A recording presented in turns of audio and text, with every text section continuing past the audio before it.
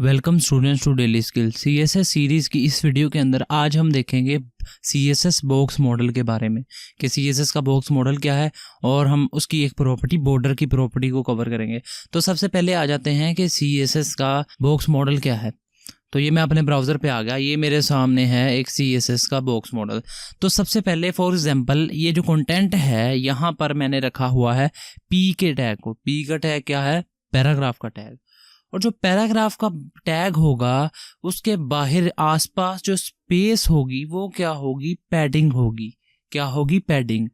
और जो पैडिंग के बाहर जो हम बॉर्डर देंगे, जो पैडिंग के बाहर एक और लेयर होगी जिसको हम कहेंगे बॉर्डर, तो वो क्या होगा? वो होगा बॉर्डर। और बॉर्डर के बाहर वाली जो चीज़ होगी, मतलब जो पैराग्राफ के बाहर एलिमेंट के आसपास जो चीज़ होगी उसको क्या कहेंगे? उसको हम कहेंगे मार्जिन। क्या कहेंगे? मार्जिन। और इसी तरह एक टैग के इर्द गिर्द चार चीज़ें होती हैं, टॉप, राइट, लेफ्ट, बॉटम। ये चीज़ें होती हैं एक पैराग्राफ के इर्द गिर्द। तो ऑब्वियसली आप लोगों को समझ नहीं आई होगी कि ये मैंने क्या कहा। तो consider it example of a house. ठीक है, इसको एक हाउस का एग्जाम्पल लें कि ये है हाउस। ये क्या है? एक घर।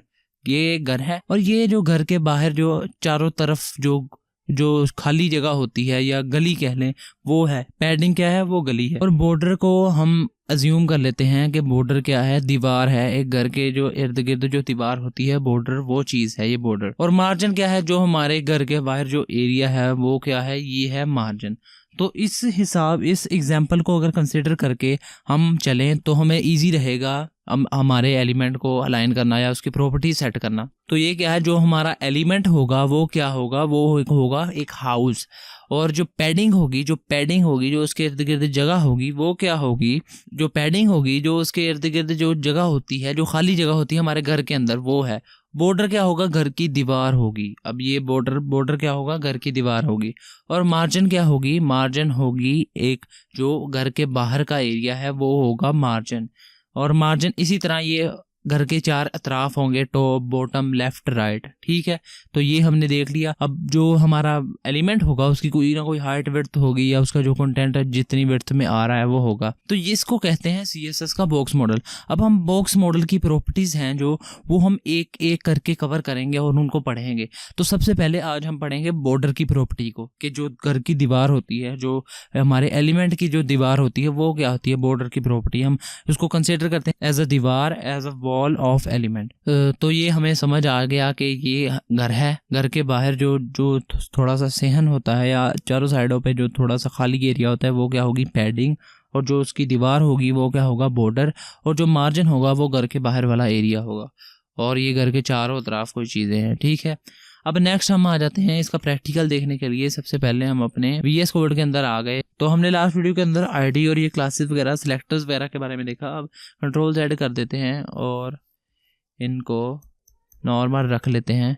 हम बेसिकली हम क्लास पे काम करते हैं, क्लास रख लेते हैं। हम क्लास सबकी 1 क्लास पे काम करते हैं और इसको क्लास बाकी सबको रिमूव कर देते हैं। ये एक पैराग्राफ रख देते हैं क्लास वाला, इसको हमने रख लिया। अब बाकी सब कर दिया रिमूव। अब हम आए इधर और ये सब कुछ कर दिया रिमूव। जो क्लास का पैराग्राफ था उसको मैंने कलर दिया हुआ था ग्रीन। अब बॉर्डर की 3 प्रॉपर्टीज होती हैं, border width, border colour, border style. ये 3 प्रॉपर्टीज से मिलकर एक बॉर्डर बनता है। अब हम इस एलिमेंट को जो हमारा है डॉट, इसको क्लास को अब हमने रखा है तो .1 कर देते हैं। क्लास को टारगेट कर लिया हमने। अब इसका कलर क्या है? इसका कलर है ग्रीन। अब हम इसके बॉर्डर को टारगेट करेंगे तो सबसे पहले बॉर्डर की 3 प्रॉपर्टीज मैंने बताई कि बॉर्डर विड्थ किस में आएगी? वो आएगी पिक्सल्स में। हम जब भी यूनिट यूज़ करेंगे तो हम यूज़ करेंगे पिक्सल्स, मोस्टली पिक्सल यूज़ करेंगे। बाकी यूनिट्स के बारे में भी हम बाद में देखेंगे, रैम या दूसरे जो यूनिट्स हैं। तो हम बेसिक जो इसका मेन यूनिट होता है वो पिक्सल ही होता है। तो हम पिक्सल को यूज़ करेंगे तो 1 पिक्सल कर देते हैं इसका बॉर्डर विड्थ। बॉर्डर की विड्थ होगी 1 पिक्सल। आगे है बॉर्डर का स्टाइल, ये बॉर्डर का स्टाइल आ गया। ये बॉर्डर का स्टाइल। और ये आ गया डैश, डॉटेड, ग्रूव, हिडन या कुछ भी इस तरह का। हम करेंगे सॉलिड, इधर से होगा सॉलिड। ये सॉलिड रख दिया। इसका सॉलिड क्या होगा? वो उसका मतलब नॉर्मल बॉर्डर होगा। नेक्स्ट आएगा बॉर्डर का कलर, बॉर्डर कलर। अब कलर का हमने देखा था कि हम हेक्स की वैल्यू भी दे सकते हैं या कोई भी, तो मैं फ़िलहाल हेक्स की वैल्यू देता हूँ कि मैं 0 वैल्यू देता हूँ। मैं इधर हैशटैग लिखता हूँ 00000 और ये मैंने ब्लैक कलर दे दिया। अब क्या हुआ, मैंने कंट्रोल प्लस सेव किया और हम इसको भी बेसिकली CSS को भी फॉर्मेट कर सकते हैं आल्ट शिफ्ट और F से। ये CSS फॉर्मेट हो गई हमारी, थोड़ी सी इरेगुलर थी। अब अपने ब्राउज़र पे आके देखा तो वो देखें ये क्या हुआ, इसने हमें दे दिया बॉर्डर। क्या दे दिया, ये बॉर्डर। अब ये बॉर्डर आ गया, बॉर्डर की विड्थ क्या है 1 पिक्सल और उसका कलर क्या है ब्लैक। और वो कौन सा बॉर्डर है, वो है सॉलिड बॉर्डर, जो सॉलिड सिंपल बॉर्डर है। अब अगर हम इसको सॉलिड की बजाय कुछ और करें, जैसे यहाँ पर ऑप्शंस आ रहे थे डैश्ड कर दें, तो कंट्रोल प्लस सेव किया और ब्राउज़र पे आके देखते हैं तो इस एलिमेंट को ये डैश्ड बॉर्डर मिल गया। ये मैं जूम करते हैं हम, तो ये देखिए ये डैश्ड किस्म का बॉर्डर मिल गया जिसके अंदर डैशेस हैं। तो अब अगर मैं इसकी विड्थ को बढ़ाऊँ तो मैं इसकी विड्थ को कर देता हूँ 5 पिक्सल। तो कंट्रोल प्लस सेव किया और ब्राउज़र पे आके देखते हैं तो इसकी विड्थ होगी 5 पिक्सल। ये इतना मतलब बड़ा हो गया। अब नेक्स्ट हम देखते हैं, अब इसका कलर भी अगर हम चेंज करना चाहें तो हम ऐसे भी कर सकते हैं कि हेक्स की वैल्यू को ऐसे भी चेंज कर सकते हैं। इसके अंदर ये हमें ऑटोमेटिकली कलर पिक कर देता है। तो मैंने रेड कर दिया। अब कंट्रोल पर सेव किया और देखा तो इसका कलर इस तरह से कुछ हो गया। तो ये थी बॉर्डर की प्रॉपर्टी। अब हम बॉर्डर की प्रॉपर्टी को अगर लें कि इसका एक शॉर्ट हैंड की भी है इन तीनों को लिखने की। अगर हम इन तीनों से जो जान छुड़वाना चाहें कि हम सिर्फ इनको एक लाइन में लिख दें तो वो क्या है, बॉर्डर। सिंपली हमने लिखना है बॉर्डर और सबसे पहले हमने लिखना है बॉर्डर की जो विड्थ होगी। अब फॉर एग्जांपल इधर 5 पिक्सल है विड्थ, तो मैं लिख देता हूँ 5 पिक्सल। नेक्स्ट हम लिखेंगे बॉर्डर का जो स्टाइल होगा। अब मैं चाहता हूँ कि मैं सॉलिड इसको दूँ, बॉर्डर सॉलिड, सॉलिड आ गया। अब ये स्टाइल लिख दिया। एंड पे हम आएंगे, इसका कलर कोड या इसका कलर लिख देंगे, हम रेड लिख देते हैं, बॉर्डर 5 पिक्सल सॉलिड रेड। अब क्या होगा, अब मैं इसको अगर रिमूव कर दूं ऊपर वाले बॉर्डर को या इसको कमेंट कर दूं, कंट्रोल प्लस सेव किया और ब्राउज़र पे जाके देखता हूं तो उसको बॉर्डर की प्रॉपर्टी मिल रही है। ये क्या है, ये शॉर्ट हैंड की है बॉर्डर की।